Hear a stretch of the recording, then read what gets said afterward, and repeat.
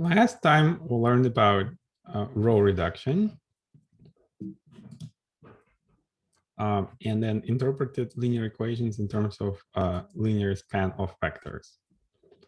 In this video, we'll talk about matrix vector multiplication and how linear equations can be formulated in these terms.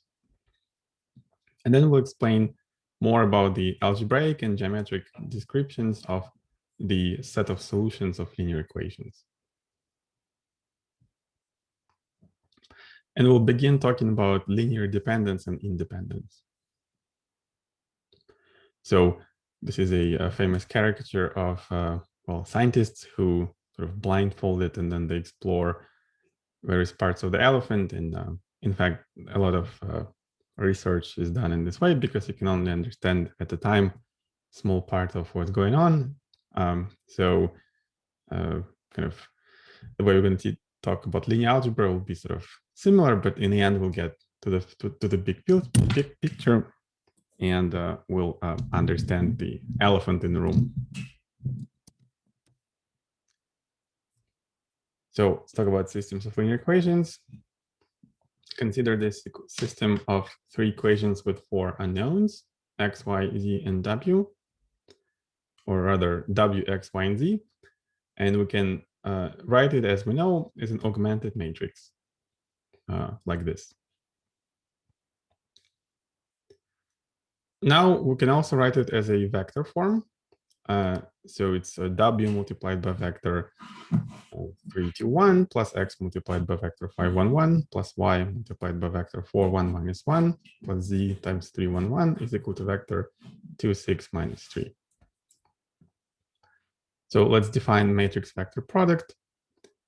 One way to write down this system of linear equations is to put it this way. So there's a matrix, 3 by 4, right? 3 rows and 4 columns, and then we write down next to it to the right the vector with 4 components, w, x, y, and z, and it's equal to 2, 6, and 3.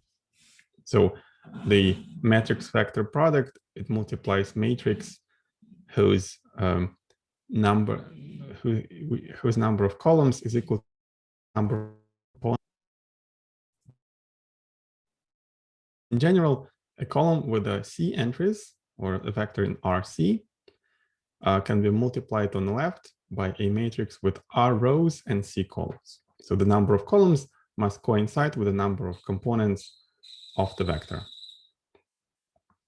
And so the matrix has as many columns as the original vector has rows, and then we'll obtain vector with R rows.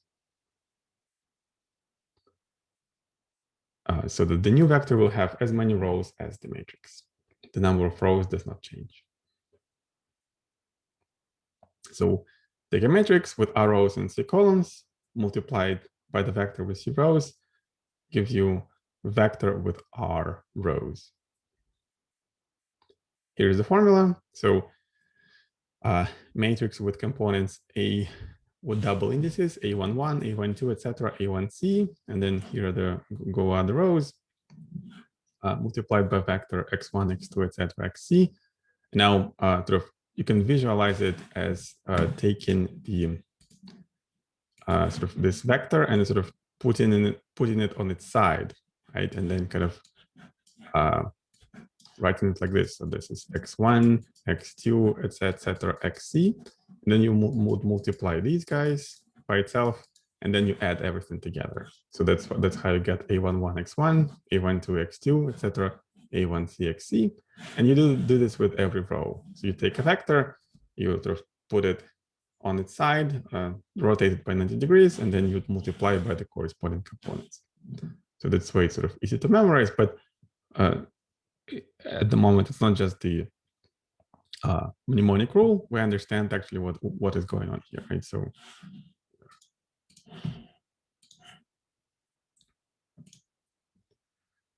So this is an example.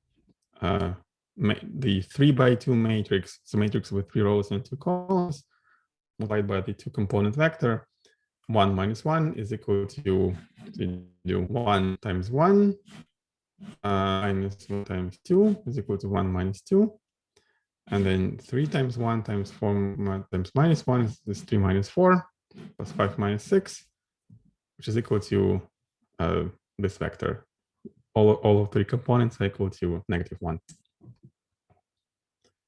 Right, try it yourself, pause if you need to. So it's a, what about this one? So there's a matrix 3 by 2 multiplied by vector 3, 4, 5. What does it give? Well, nothing, right? Because the sizes do not correspond. The sizes are different, right? So remember, the number of components of the vector must be equal to the number of columns in the matrix, which is not the case here. How about this one? Well, you would do this multiplication as we explained in the previous slide. You get 1 times 3 plus minus 1 times 4. And similarly with other entries, so -1 times 3 plus 2 times 4. And finally, 3 times 3 plus 2 times 4. And if you do the arithmetic, you'll get the vector -1, 5, 17.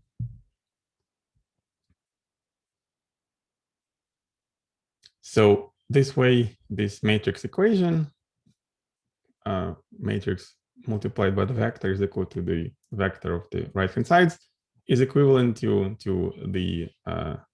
this equation. Right, so this is an equality between 2 vectors with r components each. So this is the first component, and this is the second component, and so on. So here's an example again with numbers. These two, the matrix 3 by 4 multiplies the vector with 4 components, w, x, y, and z. You can rewrite it like this.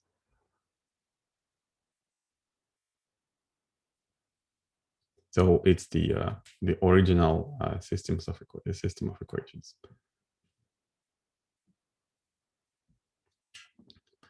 So for short, we can adopt this notation for brevity.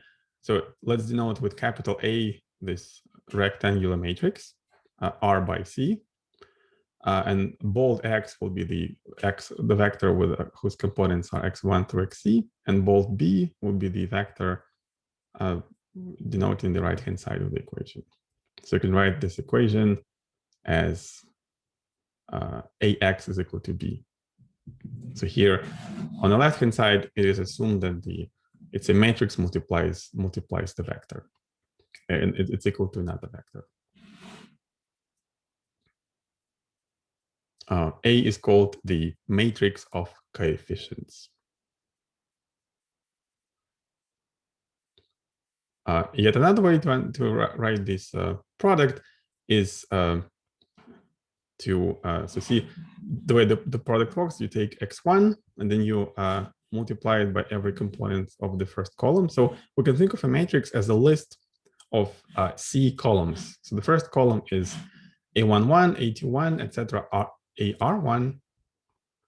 So this is equal to x1 multiplied by this column vector plus etc. plus xc multiplied by the last column vector, A1c, A2c, etc., ARC.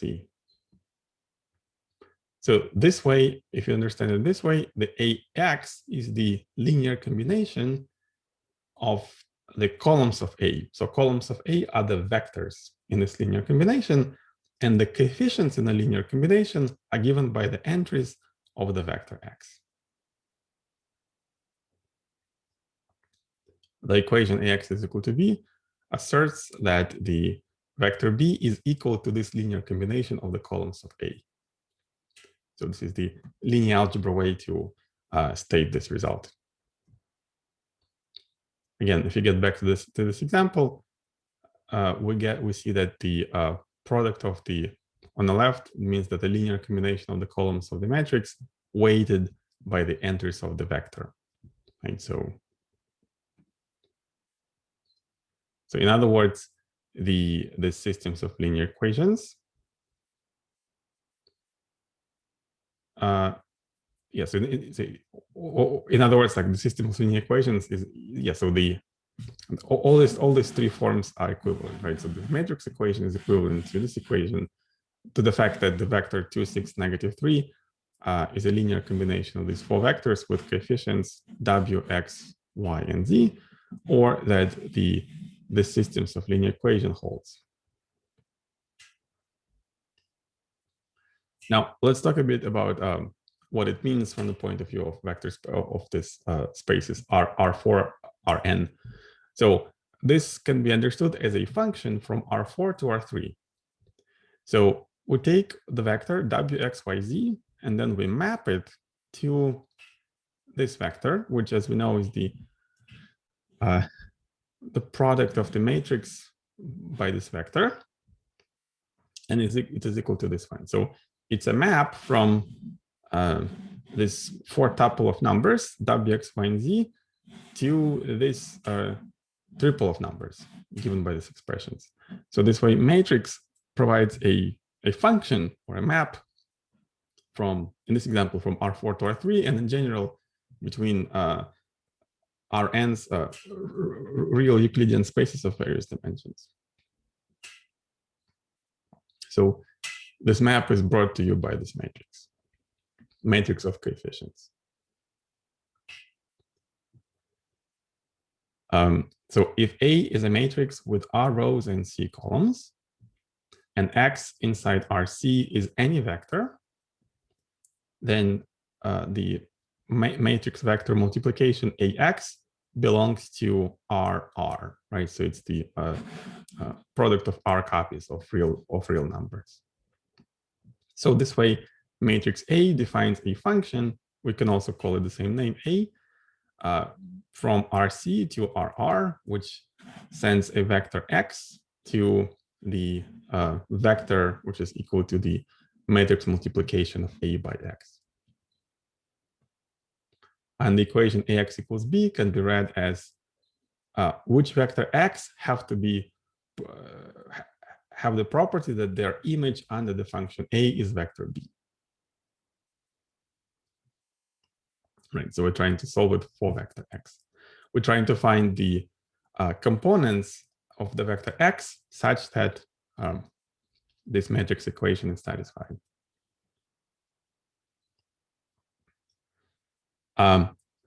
This is similar to the way when the number A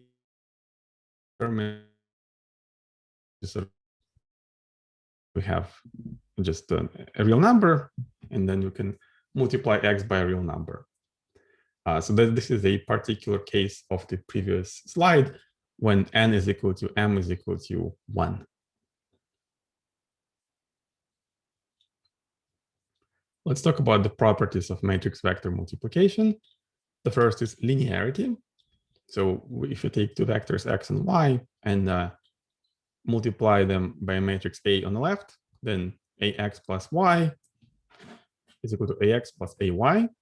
And then if there is a constant, the scalar C, then A of CX is equal to CA of X. So in general, the functions with these two properties are called linear. So that's what linearity means. So if it behaves in this way under the addition and multiplication by a constant, by a scalar. So in fact, every linear function from RC to RR is multiplication by some matrix. Okay, we can show that in the next video. Now, let's think more about linear equations. So we've seen that the linear equations can be interpreted as first asking for the intersection locus of lines planes. So some geometric meaning of what's going on in higher dimensional in space where those lines intersect. Or we can ask how to write one vector as a linear combination of given other vectors, or asking for vectors mapping to a given one under the linear function associated to the coefficient matrix. And we know how to compute the solutions. So using the row reduction and reducing it to echelon form or to the reduced echelon form. So now let's talk about qualitative properties of the solution set. So there are two kinds of equations: homogeneous and inhomogeneous equations. So if we have ax1 is equal to b and ax2 is equal to b, then because of linearity, we know that a of x1 minus x2 is equal to ax1 minus ax2, and it's equal to, well, b minus b, which is 0. That is the difference between two solutions of the inhomogeneous equation. So inhomogeneous means that the right-hand side is not 0. It's a non-zero vector. Is a solution of the homogeneous equation, ax is equal to 0.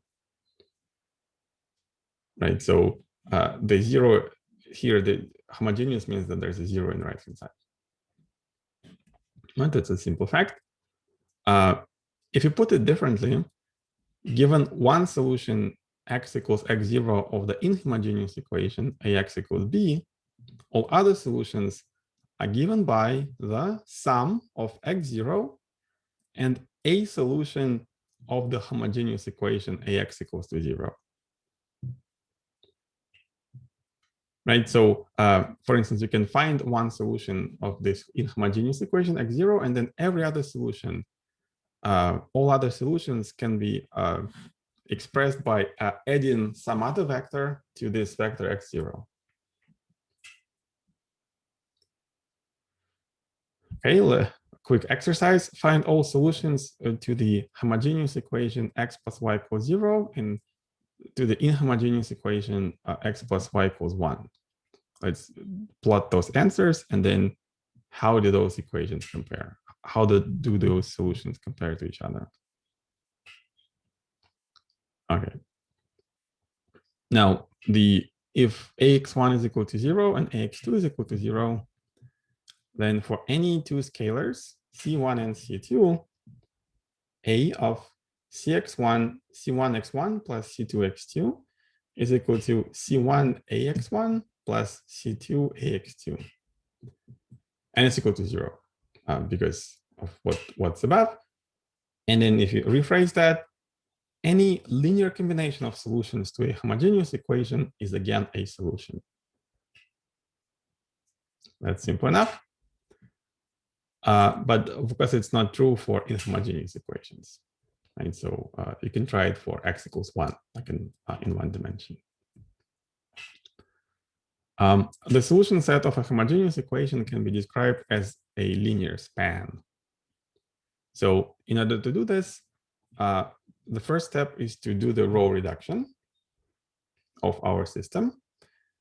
By now we should be experts, so I hope you did your homework. And if not, then check with me on office hours. So we'll skip the details about the reduction. So assuming that the row reduction has already happened, say we have this matrix in the echelon form, reduced echelon form. It's a 4x5 matrix, multiplies the vector with 5 components, and it's equal to 0, 0, 0. So this is a homogeneous systems of equations.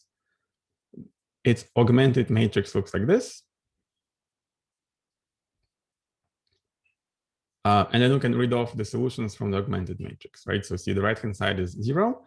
So as always, we need to introduce 3 parameters for those columns that has no pivots.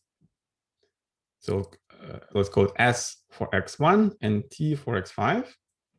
So it's the first column and the 5th column.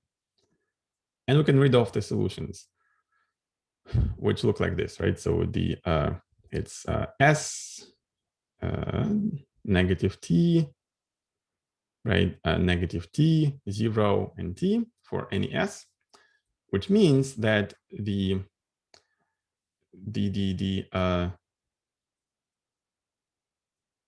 S multiplied by this vector with components 1, 0, 0, 0, 0.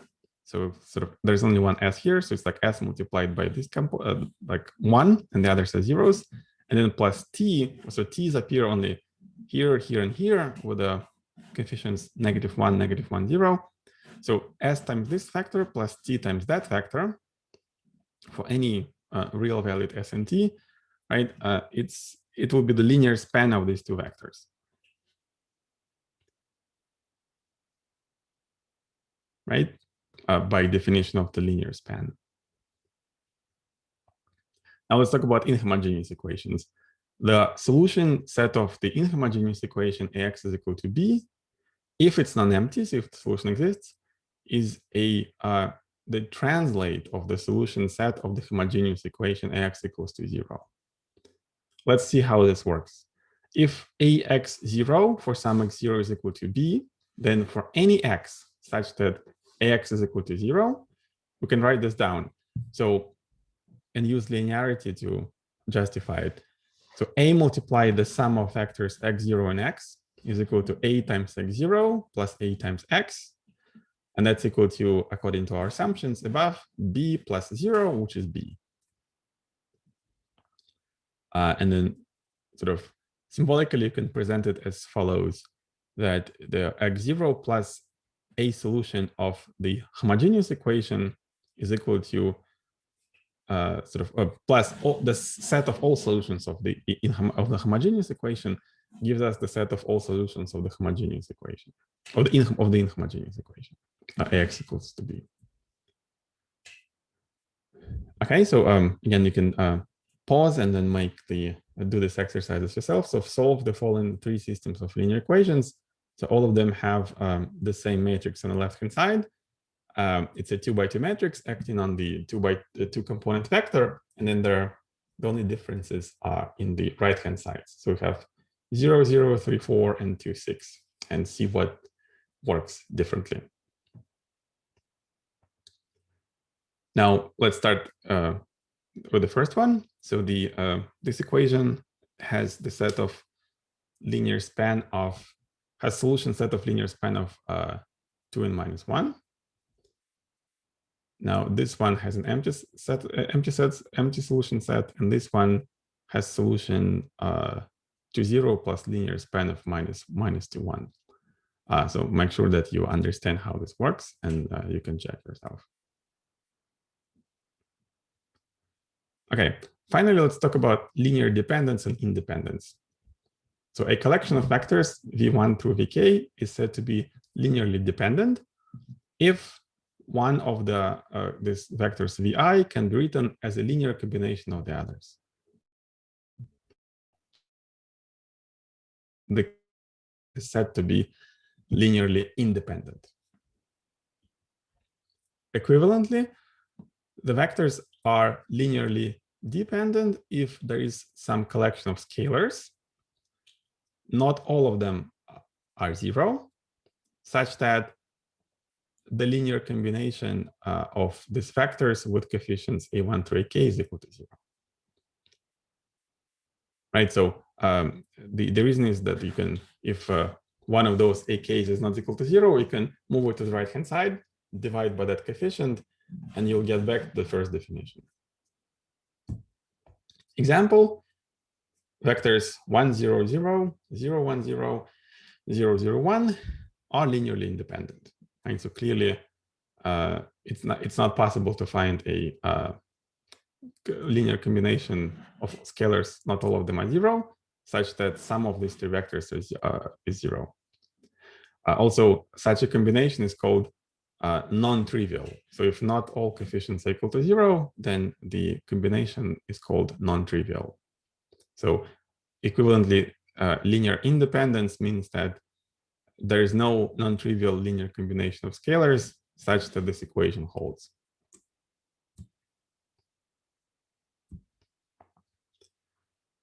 The set containing only the 0 vector, set 0, is linearly dependent, technically, right? So any scalar multiplied 0 is equal to 0. And more generally, any collection of vectors which includes the 0 vector is linearly dependent. Because you can just add 1 times 0 to any linear combination. Yeah. And then you see sort of this coefficient is non-zero, but it multiplies the 0 vector, and all other coefficients are 0. So technically, according to the definition, it's a non-trivial linear combination, and it's equal to 0. Elementary operations do not change linear independence. So suppose V1 through Vn are linearly dependent. Then so too are the any rearrangement of those vectors. So it doesn't really matter which order we can put it, and so are the rescaled vectors. So for example, we have V1, V2 plus CV1, V3, and so on through Vn. And it's easy to show using the formulae. So if this combination is equal to 0, so these vectors are linearly dependent, then so are these guys, right? Because you can simply open up the parentheses, and you can again reduce this to the similar form, and they'll have different coefficients. Yeah, so A1 minus CA2 and A2 are both 0 if and only if A1 and A2 are both 0. The rows of reduced echelon matrix are linearly independent if and only if there is a 0 row. And this is because each pivot sits in a column with only zeros. So in the reduced echelon form, so any non-zero linear combination of rows will see one of the pivot entries. So to check if a collection of vectors is linearly dependent or linearly independent, we can make them the rows of a matrix, do the row reduction, and then look for a 0 row. Now, is this fact true for echelon matrix instead of just the reduced echelon matrix? Think about it. So example, 0, 0 is linearly dependent. How about 1, 2, 4, 2, 4, 8? Are those two vectors linearly dependent? They are, right? So clearly one is the second vector is the factor 2 compared to the first one. If you multiply every component by a factor of 2, you get this one. How about 1, 2, 3, 4, 5, 6, 5, 7, 5, 7, 9? Think about that. So if you need to do the echelon form, do the row reduction, and you see that they're dependent. And 1, 2, 3, 0, 1, 2, 0, 0, 1 are independent.